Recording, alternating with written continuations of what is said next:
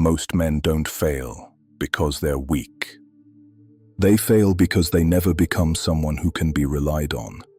There is a version of you that does not hesitate, does not second guess, does not wait for the right mood, the right timing, or the right circumstances.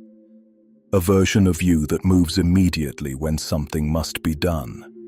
That version does not sit and think about discipline. He acts with it. He wakes up and gets up. He decides and follows through. He feels resistance and continues anyway. No debate, no delay, no internal negotiation. And if you're honest, that version of you feels distant, not impossible, but unfamiliar.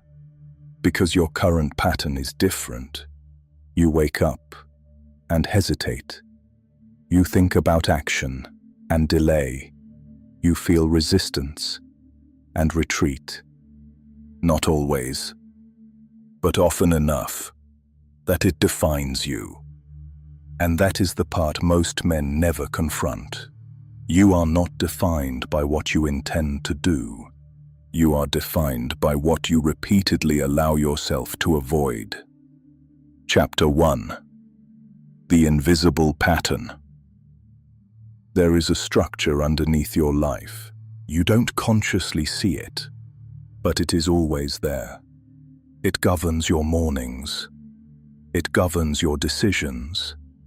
It governs your reactions. It is built from repetition. Every time you hesitate, it strengthens. Every time you delay, it reinforces. Every time you avoid discomfort, it becomes more permanent. At first, it feels small, harmless, insignificant. You tell yourself, it's just one day. It's just one delay. It's not that serious. But discipline is not lost in a single failure. It is eroded, slowly, through permission. And permission is dangerous, because once you allow something once, it becomes easier to allow again and again, until eventually, it is no longer a decision. It is your default. This is how men fail without realizing it. Not through collapse, but through gradual surrender. Chapter 2. The Stoic Realization. This is where Stoicism becomes different. Not motivational, not emotional, not dependent on inspiration. Stoicism is structural. It is built on one brutal truth. Your feelings are unreliable. Your impulses are inconsistent. And your comfort will betray you. This is why Marcus Aurelius wrote not about motivation, but about control. You have power over your mind, not outside events. Most people hear this and misunderstand it. They think it means calming themselves down or thinking more positively, but that is not what it means. It means something much harder. It means you act correctly, even when you don't feel like it. You follow through, even when it's inconvenient. You remain steady, even when your mind resists. Because control is not proven in ease, it is proven in resistance. Chapter 3. Why men actually fail. Most men don't fail because they lack knowledge. They already know what to do. Wake up earlier, train consistently, work harder, eliminate distractions. They know, but they don't execute. Why? Because knowledge does not create action. Identity does. And most men have built an identity that negotiates. An identity that hesitates. An identity that waits for alignment between feeling and effort. But discipline does not require alignment. It requires command. If your actions depend on how you feel, you are not in control. Chapter 4. The War Within. The greatest conflict in your life is not external, it is internal.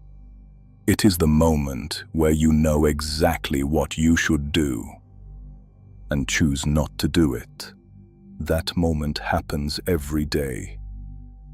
And every time it happens, you make a decision, not just about the task, but about who you are. You either reinforce the disciplined version of yourself or the undisciplined one. There is no middle ground, no neutral state. You are always moving in one direction, forward or backward, stronger or weaker, more controlled or more reactive. And the danger is, most men don't notice the direction they're moving, because the movement is subtle. Chapter 5. Eliminating negotiation. Everything changes when negotiation ends. Most men live in constant negotiation. I'll do it later. I'll start tomorrow. I just need to feel ready. But every negotiation weakens authority, because you are teaching yourself that your word is flexible, that your commitments are optional, that your discipline is conditional. A Roman would not accept this, because in Rome, your word was your structure, your decision was final. There was no repeated debate, no internal argument. Once decided, it was done. And this is the shift you must make. You must become someone who does not renegotiate decisions. Chapter 6. Consistency and identity. Consistency is not about effort. It is about identity. Effort fluctuates.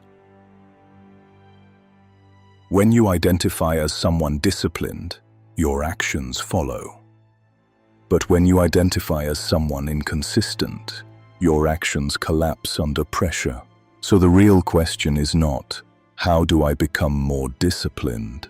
The real question is, who am I reinforcing every day? Because every action answers that question. Chapter 7. Preparing before failure. Most men wait until the moment to decide. That is why they fail. Because the moment is emotional, it is uncomfortable, it is difficult, and in that state, you are weaker. The Stoics removed this weakness entirely. They decided before the moment, before resistance, before distraction, before temptation. They defined themselves in advance, so when the moment arrived, there was nothing to think about, only execution. Chapter 8. Control versus distraction. Modern life is built on distraction, constant input, constant stimulation, constant escape. And every distraction weakens control, because control requires presence, focus, attention. The more distracted you become, the less control you have, and the less control you have, the more reactive you become. This is why discipline today is harder than ever. Not because life is harder, but because attention is fragmented. Chapter 9. The shift. There is a moment where everything becomes clear. You realize you don't need more motivation. You don't need more information. You don't need a better plan. You need to become someone who acts immediately, consistently, without negotiation. And once that shift happens, everything simplifies. No one is coming to build this for you. No one is coming to enforce your discipline. No one is coming to hold you accountable at the level required. That responsibility is yours. And that is not a disadvantage. It is power. Because once you take full ownership, you remove dependency. You remove excuses. You remove delay. And what remains is action. Consistent, reliable, controlled.